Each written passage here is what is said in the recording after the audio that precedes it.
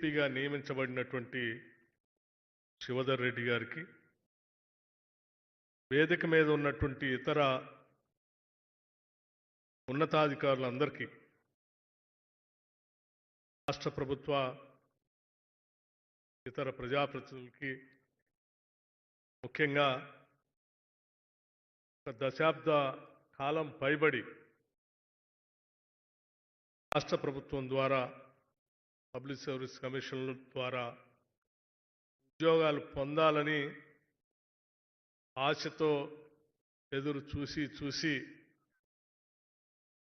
ప్రస్తుతం ఈ ఇందిరమ్మ ప్రభుత్వంలో మీ ఆశల్ని కలలని నెరవేర్చుకుంటున్నటువంటి 783 మంది గ్రూప్ 2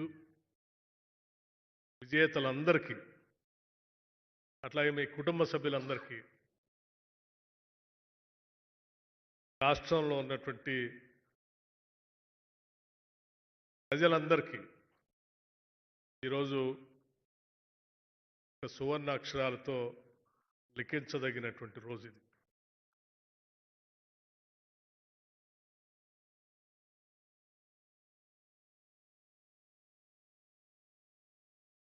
ఒకటేసారి పబ్లిక్ సర్వీస్ కమిషన్ ద్వారా గ్రూప్ 2 సంబంధించి 783 మందికి నియామక పత్రాలు అందించడం అనంటే, బహుశా నేను చాలా సంవత్సరాల నుంచి ఉమ్మడి రాష్ట్రంలో కూడా ప్రభుత్వాలను చూశాను. అట్లాగే పబ్లిక్ సర్వీస్ కమిషన్ ద్వారా నియమించబడినటువంటి పరీక్షలను కూడా చూశాను. కానీ ఇంతవరకు ఎప్పుడు కూడా నా అనుభవంలో ఇంతమందికి ఒక్కసారే నియామక పత్రాలు అందించినటువంటి దాఖలాలు లేవు.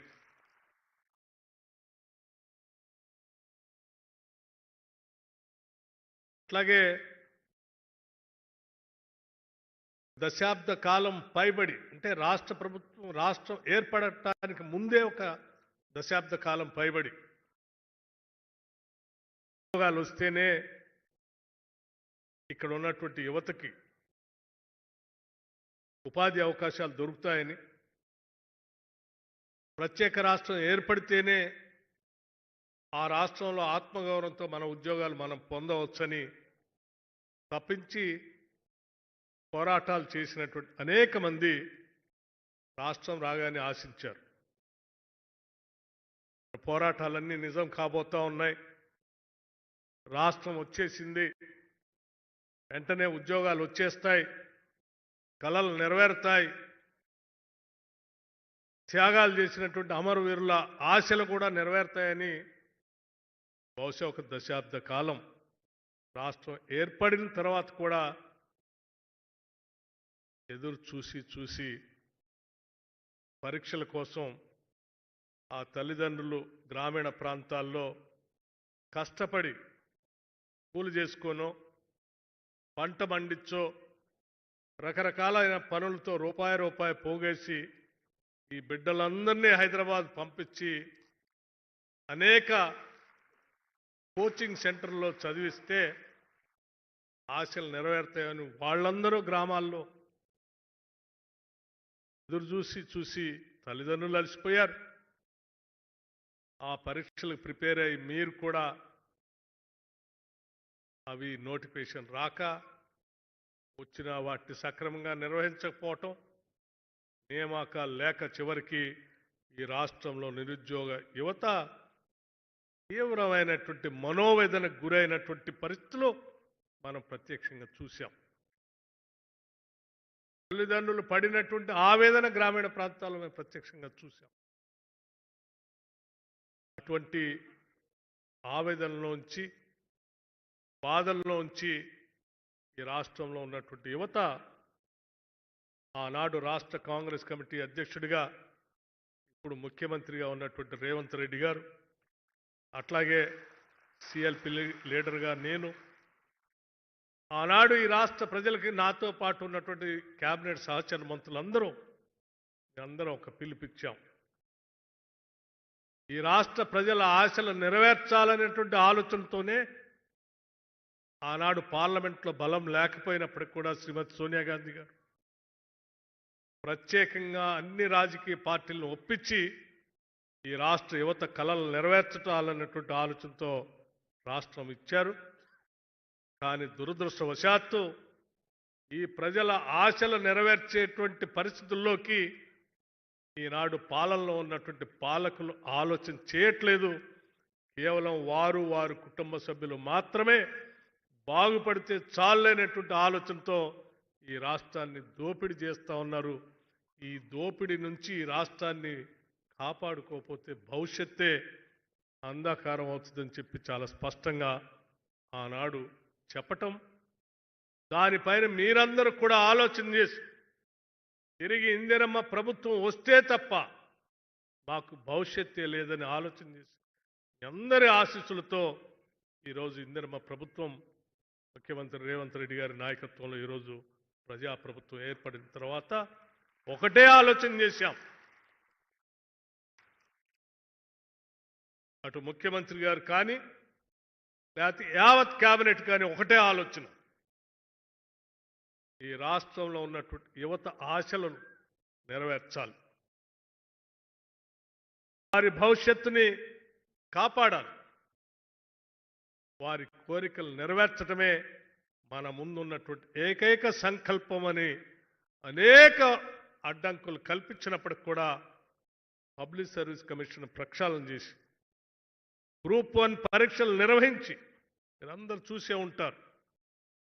బహుశా అది కూడా గొప్ప కార్యక్రమం. ఈరోజు రాష్ట్రంలో అనేక ఇబ్బందులు కలిగిస్తే కూడా ఒకటేసారి ఇక్కడే గ్రూప్ 1 పరీక్షల ద్వారా సెలెక్ట్ అయిన వారందరికీ నియామక పత్రాలు అందించాం.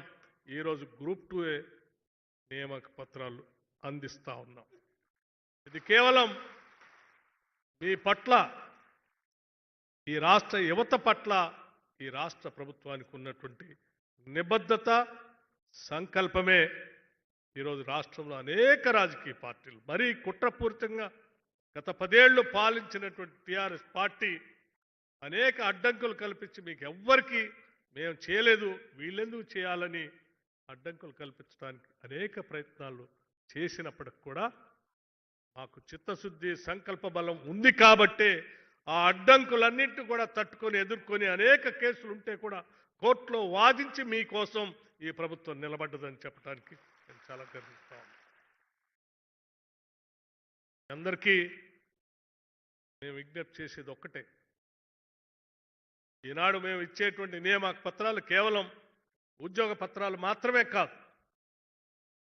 ఈ రాష్ట్రంలో ఉన్నటువంటి లక్షలాది మంది తల్లులు ఆ రోజు మా బిడ్డలు చదువుకొని ఎదగాలని, వారి ద్వారా మా కుటుంబం, ఈ సమాజం బాగుపడాలని ఏ తల్లులైతే కన్నీళ్లు పడుతూ కన్నీళ్లతో మిమ్మల్ని దీవించి చదువుకోండి బిడ్డ అని హైదరాబాద్కి పంపించారో ఆ కన్న తల్లుల కన్నీళ్లు తుడిచేటువంటి నియామక పత్రాలని ఈ సందర్భంగా మీ అందరికీ నేను చెప్తా ఉన్నాను.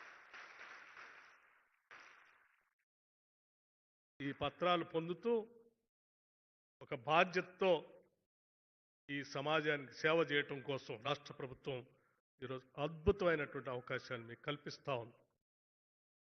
ఉద్యోగం అంటే కేవలం పని, వేతనం ఒక్కటే కాదు. ఈ ఉద్యోగం ద్వారా మనం అందుకోలేనటువంటి అనేక అవకాశాలని చాలామంది దూరంగా ఉన్నారు. వాళ్ళకు కూడా నేను ఎంతో కొంత సహాయపడాలనేటువంటి ఆలోచనతో నియామక పత్రాలు పొందిన నాటి నుంచి ఉద్యోగ విరమణ చేసేంత వరకు కూడా మీరు అదే దీక్షతో పనిచేయాలని చెప్పి విజ్ఞప్తి చేస్తూ ఉన్నాం. అప్పుడే మనం కన్న కలలు కన్న తెలంగాణ నిజమవుతుంది.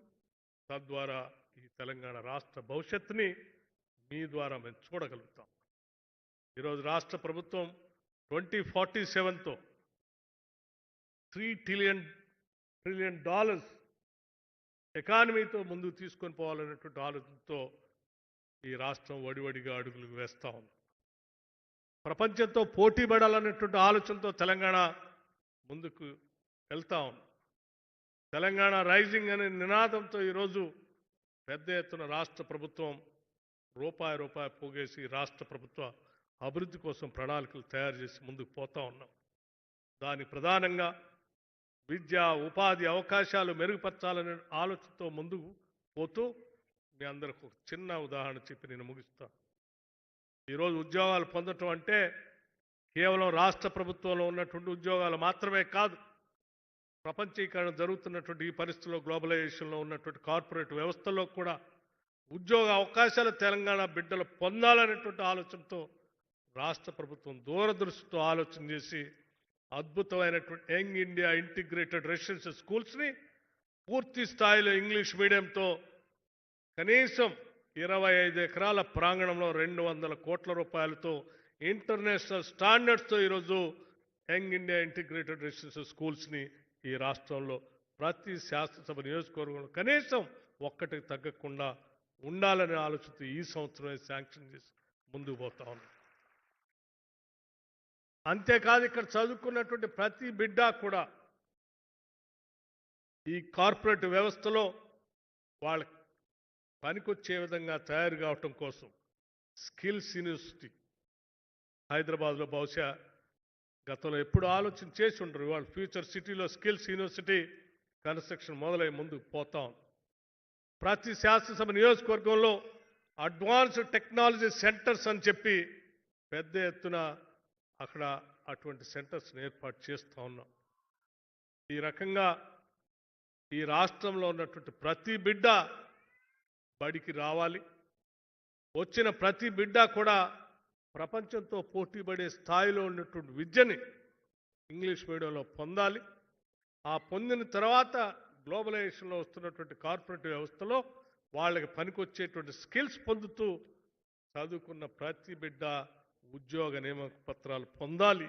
ఇటు ప్రభుత్వంలోనైనా అటు కార్పొరేట్ వ్యవస్థలోనైనా ఎవరు ఖాళీగా ఉండటానికి వీలు లేదనేటువంటి ఆలోచనతో ఈరోజు రాష్ట్ర ప్రభుత్వం ముందుకు పోతుందని చెప్పి మీ అందరికీ నేను సవినయంగా మనవి చేస్తూ, మిత్రులందరికీ నేను మరొక్కసారి ఈరోజు నియామక పత్రాలు పొందిన మీ అందరికీ మనస్ఫూర్తిగా అభినందనలు తెలియజేస్తూ, మీ తల్లిదండ్రులకు కూడా అభినందనలు